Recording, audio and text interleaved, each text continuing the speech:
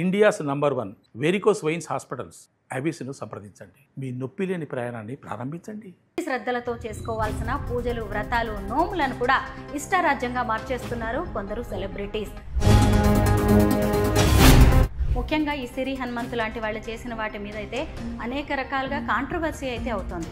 మీరేమంటారు దీని మీద? బేసిక్గా ఏంటంటే మీరు అన్నారు కదా, ఇన్ఫ్లుయెన్సర్స్ అంటే ఇన్ఫ్లుయెన్స్ చేసేవాళ్లే కదా. ఇట్లాంటి సెలబ్రిటీస్ ఎవరైతే ఉన్నారో ఆ పిలిచే ప్రాసెస్లో ఏంటంటే రిటర్న్ గిఫ్ట్స్ ఏవైతే ఉంటాయో వాటికి అట్రాక్ట్ అయ్యి కూడా వెళ్ళిపోతారు జనాలు. పైగా ఆ సెలబ్రిటీస్, ఇన్ఫ్లుయెన్సర్స్ వీడియోస్లో మనం కూడా కనిపించవచ్చు. మన సాంప్రదాయంగా ఏదైతే మనం రిచువల్స్ అంటాం అవి ఫాలో అవ్వడం పక్కన పడేసి.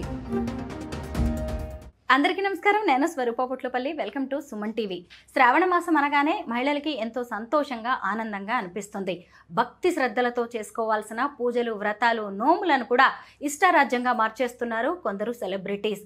బిగ్ బాస్ ఫేమ్ అయిన సిరి హనుమంతు తన బాయ్ ఫ్రెండ్తో వరలక్ష్మి వ్రతం చేసుకోవడం, అలాగే కొంతమంది ఇన్ఫ్లుయెన్సర్స్ వెస్ట్రన్ డ్రెస్సులతో పూజలు చేయడం అనేది కూడా విమర్శలకు దారితీస్తోంది. ప్రస్తుతం నాతో పాటు ఉన్నారు spiritual healer, Vedic nutritionist Vanaja Ramisetti గారు. ఆవిడతో మాట్లాడి ఈరోజు ఈ సెలబ్రిటీస్ వైఖరి గురించి అనేక విషయాలు తెలుసుకుందాం. నమస్తే వనజ గారు. నమస్తే అండి. మీరు కూడా చూస్తూ ఉన్నారు కదా, అసలు సోషల్ మీడియాలో ఎక్కడ చూసినా కానీ ఇన్ఫ్లుయెన్సర్స్ వీడియోసే కనిపిస్తున్నాయి. వాటిని చూసి మనం ఏం నేర్చుకోవాలి? ముఖ్యంగా ఈ సిరి హనుమంతు లాంటి వాళ్ళు చేసిన వాటి మీద అయితే అనేక రకాలుగా కాంట్రవర్సీ అయితే అవుతోంది. మీరేమంటారు దీని మీద? బేసిక్గా ఏంటంటే మీరు అన్నారు కదా, ఇన్ఫ్లుయెన్సర్స్ అంటే ఇన్ఫ్లుయెన్స్ చేసేవాళ్లే కదా. సో పాజిటివ్ ఇన్ఫ్లుయెన్స్ ఉంటుంది, నెగిటివ్ ఇన్ఫ్లుయెన్స్ ఉంటుంది మనకి. సో వీళ్ళందరూ ఏం చేస్తున్నారంటే ఇప్పుడు చూస్తుంటే లాస్ట్ ఫ్యూ ఇయర్స్ నుంచి చూస్తే ఏదైనా ఒక పండగ వచ్చిందనుకోండి, ఇంకా ఎస్పెషల్లీ ఆడవాళ్ళకి రిలేటెడ్ ఫెస్టివల్ ఏదైనా ఉంది అంటే ఫస్ట్ మనకి ఈ వరలక్ష్మి వ్రతమే.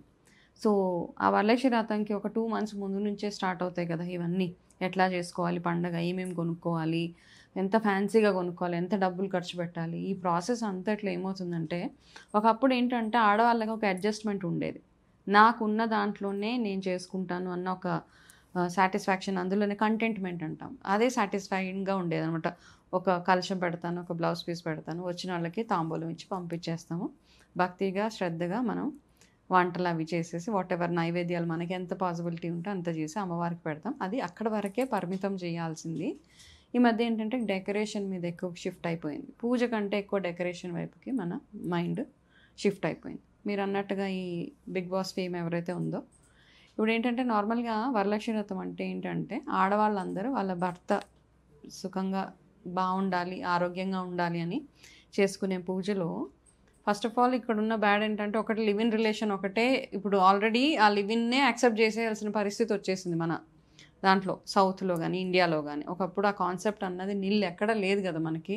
చాలా తప్పు. ఒకప్పుడు లవ్ మ్యారేజ్ చేసుకుంటున్నాము అని చెప్పడానికి పెద్ద పెద్ద గొడవలు అయిపోయాయి, పెద్ద పెద్ద ఇష్యూస్ అయిపోయాయి, పరువు హత్యలు అంటారు. ఏంటి ఈ మధ్య చూసే పరువు హత్యలు ఏంటంటే జనరల్గా మనకు అక్కడక్కడ బయటకు వస్తున్నాయి తప్పిస్తే ఒకప్పుడు ఇంత ఈ మీడియా లేదు కాబట్టి ఏం తెలిసేది కాదు మనకి.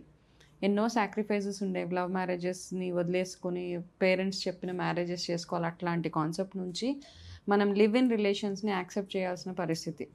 సరే లివ్ ఇన్ ఓకే, అది అయిపోయిన తర్వాత ఇప్పుడు రీసెంట్గా చూసిన వస్త్రధారణ దగ్గర నుంచి ఏదైనా పూజ అంటే మనం ఎలా తయారవుతున్నాం, ఎలా పూజ చేసుకుంటాం అంటే మన సాంప్రదాయాన్ని ఎంత ముందుకు తీసుకెళ్తున్నాం అని చెప్పేవే ఈ పూజలు కానీ, హోమాలు కానీ, వ్రతాలు, నోములు, ఇవన్నిటికీ మైనస్ పెట్టేసి ఓన్లీ నేను ఎలివేట్ అవ్వాలి, నేను హైలైట్ అవ్వాలి, నేను అక్కడ ఎక్స్పోజ్ అయిపోవాలి, నేను ఎక్స్పోజ్ చేసేయాలి అన్న కాన్సెప్ట్ తోటి ఏవైతే పూజలు ఉన్నాయో అది పూజ కింద కన్సిడరే చేయకూడదు అసలు అవన్నీ. మనం కూడా నిజంగా, ఎందుకంటే ఎవరైనా తప్పు అని చెప్పేవాళ్ళు తక్కువైపోయారు, ఇప్పుడు వినేవాళ్ళు కూడా లేరు. ఇంకా అంతకంటే ఎక్కువ ఎవరు వినేలాగా లేరు అనమాట. ఏదో పిలుస్తున్నారు, వెళ్తున్నాం. ఇంకా మేజర్గా ఏంటంటే ఎవరైనా పిలుస్తున్నారు అంటే ఇట్లాంటి సెలబ్రిటీస్ ఎవరైతే ఉన్నారో ఆ పిలిచే ప్రాసెస్లో ఏంటంటే రిటర్న్ గిఫ్ట్స్ ఏవైతే ఉంటాయో వాటికి అట్రాక్ట్ అయ్యి కూడా వెళ్ళిపోతారు జనాలు. అది కూడా చాలా అనమాట. వెళ్తే మనకేదో మంచి పెద్ద రిటర్న్ గిఫ్ట్ వస్తుందో, పెద్ద చీర వస్తుందో, లేకపోతే పెద్ద ఇంకొకటి ఏదో వస్తుందో అన్న కాన్సెప్ట్ తోటి అందరు వెళ్ళి యాక్సెప్ట్ చేయాల్సి వస్తుంది అంతే. పైగా ఆ సెలబ్రిటీస్, ఇన్ఫ్లుయెన్సర్స్ వీడియోస్లో మనం కూడా కనిపించవచ్చు అని, మనం కూడా కనపడవచ్చు, వెళ్ళొచ్చు, ఇవన్నీ అండి. వీటి వల్ల ఏంటంటే మన సాంప్రదాయంగా ఏదైతే మనం రిచువల్స్ అంటాం అవి ఫాలో అవ్వడం పక్కన పడేసి మనం అన్ని కొత్త కొత్త పద్ధతులు అనమాట, ఎక్కడ లేని పద్ధతులు ఇవన్నీ. ఇప్పుడైతే ఏవేవైతే లేటెస్ట్గా వస్తున్నాయో కలుషం పెట్టడం దగ్గర నుంచి పిన్ స్టెప్లర్లు కొట్టేస్తూ ఉన్నాం మనం పందిర్లకి. బేసిక్గా ఏంటంటే పూజ చేసేటప్పుడు ఇనుప సామాను ఏవైతే ఉంటాయో అవి ఎక్కడ వాడరు, స్టీలే వాడనివ్వరు. బేసిక్ పెద్దవాళ్ళ పాతకాలంలో ఏమనంటే స్టీలు అలాంటివి ఏం వాడనిచ్చేవాళ్ళు. అయితే విస్తరాకు లేదా తమలపాకులు లేదా ఇత్తడి సామాను, వెండి సామాను ఇవి వాడమని చెప్పేవాళ్ళు అనమాట. స్టీల్ ఎందుకంటే ఇనుము, మనం ఏం చేస్తామంటే ఏదైనా స్టీల్ వస్తువు, ఇనుప వస్తువులు బేసిక్గా మనం శనిగ్రహంతో రిలేట్ చేస్తాం కాబట్టి అవన్నీ వాడితే మనకి మంచిది కాదు అని చెప్పి. కానీ ఈ మధ్య ఏం చేస్తామంటే ప్రతి ఒక్క విగ్రహంలో ఈ ఐరన్ ఉంటుంది, స్టాప్లర్ పిన్స్ ఉంటాయి, ప్లాస్టిక్ ఉంటుంది, దూదు ఉంటుంది, పనికిరాని పాత బట్టలన్నీ గుచ్చేసి ఇప్పుడు అమ్మవారి విగ్రహాలకి అవన్నీ చూడండి అసలు ఆ లోపల ఒకసారి కట్ చేసి చూస్తే ఏదేదో గుచ్చేస్తున్నారు. అవన్నిటిని తెచ్చి మనం పూజ చేస్తున్నాం. అమ్మవారి పూజ అంటే లక్ష్మీ స్వరూపంగా భావించే కొబ్బరికాయ పూర్ణఫలం అంతే, అక్కడ పెట్టి అది చేయడం తప్పిస్తే బేసిక్గా ఏంటంటే ఇంకొక 2 వారాలు ఉంది కదా వరలక్ష్మి వ్రతం చేసుకోవడానికి. కొంతమంది ఎవరికైతే వీలు పడలేదో ఇంకా నెక్స్ట్ 2 వీక్స్ చేసుకునే వాళ్ళు ఎవరైతే ఉన్నారో ఎన్విరాన్మెంట్ ఫ్రెండ్లీగా చేసుకోవాలి పూజలన్నీ. ఇప్పుడు వరలక్ష్మి వ్రతం అంటే వర్షాకాలం రాగానే వస్తుంది. పాతకాలంలో ఏంటంటే ఆడవాళ్ళకి ఎక్కువ ఇన్ఫెక్షన్స్ అవి వచ్చేసేవి, కాళ్ళల్లోంచి మొదలయ్యేవి, కాళ్ళు పగుళ్ళు అవి మొదలయ్యేవి. సో ఈ వరలక్ష్మి వ్రతం ప్రాసెస్లో ఏం చేస్తే రెగ్యులర్గా మనం కాళ్ళకి పసుపు అయి పెట్టుకోవడం, ఈ శ్రావణ మాసం అంతా మొహానికి పసుపు, ఇన్ఫెక్షన్స్, ఇన్ఫ్లమేషన్స్ ఇవన్నీ రాకుండా ఉండడానికి ఎక్కువ పసుపు యూసేజ్ ఎక్కువగా ఉండేది ఈ మంత్ మొత్తంలో అనమాట. అవన్నిటిని మనం పక్కన పెట్టేసి అసలు ఎక్కడెక్కడో లేని పద్ధతులన్నీ కొత్త వింత ఆచారాలన్నీ తీసుకొస్తుంటే ఫస్ట్ ఆఫ్ ఆల్ ఏంటంటే ఎవరో ఒకరు నో చెప్పాలి దానికి. ఏంటి ఇట్లా చేస్తున్నామమ్మా తప్పు కదా అని చెప్పేవాళ్ళు ఉండాలి ఇప్పుడు. అట్లా ఉంటేనే మన సాంప్రదాయాన్ని మనం ముందుకు తీసుకెళ్ళగలుగుతామని నా ఉద్దేశం అండి. వనజ గారు, ఖచ్చితంగా మనం ఈ పూజలు అనగానే డ్రెస్సింగ్ గురించి మాట్లాడుకోవాలి. మన ఇంట్లో ఒక పూజ జరుగుతున్న, పేరంటమైన, శుభకార్యమైన, పండగైనా మనం సంప్రదాయ బట్టలు కొనుక్కుంటాము, వేసుకుంటాం. ఈ సెలబ్రిటీస్ ఇష్టం వచ్చినట్టుగా స్లీవ్లెస్ కావచ్చు, లేదంటే లో నెక్ బ్లౌజులు, చీరలు కట్టుకునే విధానం కూడా చూడండి మొత్తం ఎక్స్పోజ్ చేయడమే అనమాట. మామూలుగా అసలు ఈ వరలక్ష్మి వ్రతం కావచ్చు, శ్రావణ మాసం పూజలు అంటే అమ్మవారి స్వరూపంగా మనం ఆడవాళ్ళని చూస్తాం. మరి ఇలాంటి డ్రెస్సింగ్ చూసి ఎవరు ఏం నేర్చుకోవాలి? ఇలాంటి డ్రెస్సింగ్స్ బేసిక్గా ఏంటంటే అమ్మా, ఇది నార్మల్గా ఎవరు చూసినా ఇప్పుడు పండగలకి డ్రెస్సింగ్ అనే కాదు, ఈ మధ్య ఆడపిల్లలు ఎక్కడ చూసినా ఎంత ఎక్స్పోజ్ చేస్తే అంత మంచిది అంటే అంత హైలైట్ అవుతామన్న ఒక కాన్సెప్ట్. బేసిక్గా ఏంటంటే కోపం వస్తుంది చాలామందికి, మనం తిడితే కోపం పడే ఆడపిల్లలు చాలామంది ఉంటారు. ఏంటంటే మనకు సెల్ఫ్ రెస్పెక్ట్ అని మాట్లాడుతూ ఉంటారు. సెల్ఫ్ రెస్పెక్ట్ ఫస్ట్ ఎక్కడొస్తుందంటే మనం కవర్ చేసుకోవడంలో సెల్ఫ్ రెస్పెక్ట్. అక్కడి నుంచి మీ సెల్ఫ్ రెస్పెక్ట్ రావాలి.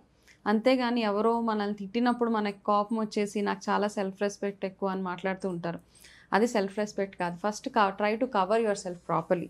మీ వస్త్రధారణ సరిగ్గా ఉంటే ఆడవాళ్ళు ఏంటి ఎంత క్లోజ్డ్గా ఉంటే అంత హుందాగా ఉంటారు అంతే చూడ్డానికి. అప్పుడే మీరు అట్రాక్టివ్గా ఉంటారు. మిమ్మల్ని చూసి అవతల మనిషికి మర్యాద కలగాలి. అవతల మనిషికి మీతో ఒక మాట మాట్లాడాలంటే 1-2 సార్లు ఆలోచించాలి. అంతేగాని మీరు ఇష్టం వచ్చినట్టు ఎక్స్పోజ్ చేసేసి, అండ్ ఎస్పెషల్లీ ఇలా వ్రతాలు అయినప్పుడు ఎనీ డే మనం ఏదైనా ఒకసారి డ్రెస్ వేసుకున్నాము అంటే దాన్ని మనం ఈజీగా క్యారీ చేసుకునేలాగా ఉండాలండి. ఫస్ట్ నా concept. Anybody for that matter, ఎవరైతే మన సాంప్రదాయానికి కట్టుబడి ఉంటారో ఒక డ్రెస్ వేసుకున్నామంటే నేను కూర్చుంటే నాకు వెకిలిగా ఉండకూడదు, నాకు అన్కంఫర్టబుల్గా అనకూడదు. ఎక్స్పోజింగ్ చేసే బట్టలు వేసుకొని దాన్ని 24 గంటలు పైకి కిందకి లాక్కొని కూర్చో అంటే it is unnecessary attention seeking attitude తప్పిస్తే. అండ్ అది సాంప్రదాయంలో ఎక్కడుందండి అలాంటివన్నీ? బేసిక్గా ఏంటంటే మన పేరెంట్స్ నుంచి రావాలి ఆ డిసిప్లిన్ అన్నది. మనం ఎట్లాంటి వాతావరణంలో పెరుగుతున్నామో, లేక కొంతమంది ఏంటంటే పేరెంట్స్ బాగానే ఉంటారు, వాళ్ళ పిల్లలు చాలా లైట్ తీసుకుంటారు, పేరెంట్స్ని కూడా అసలు కేర్ చేయరు. అట్లాంటి పేరెంట్స్ కూడా ఇంకా వదిలేస్తారు, అబ్బా వీళ్ళకి చెప్పడం కంటే మనం నోరు మూసుకొని కూర్చోవడం బెటర్. అట్లా అయిపోయారు కదా ఇప్పుడు పిల్లలందరూ. టూ ఇండిపెండెంట్, వాళ్ళకి కావాల్సినట్టు వాళ్ళు తయారవ్వడము. అండ్ డ్రెస్సింగ్లో కూడా ఎవరు చెప్పేవాళ్ళు, డ్రెస్సింగ్ సెన్స్ కంప్లీట్గా జీరో. నిజమే. ఇవన్నీ చూస్తుంటే అసలు ఏం నేర్చుకోవాలి, వీళ్ళు నెక్స్ట్ జనరేషన్స్కి ఏం తీసుకువెళ్తున్నారు అనేది కూడా భయంగా, బాధాకరంగా అయితే అనిపిస్తోంది. 100%. మీరు అన్నది కరెక్టే. ఎవరో ఒకళ్ళు వీటినైతే ఖండించాల్సిన అవసరం ఉంది. మనం ఏ పూజ చేసినా, ఏ వ్రతం చేసినా, ఏ నోము చేసినా అది దానికి కూడా ఒక పద్ధతి ఉంటుంది. ఏ విధానంలో చేస్తున్నామో అనేది కూడా ఇంపార్టెంట్. ఆ పద్ధతిని బట్టే ఫలితం ఉంటుంది. పండితులు కూడా అదే చెబుతున్నారు. Thank you so much Vanaja గారు.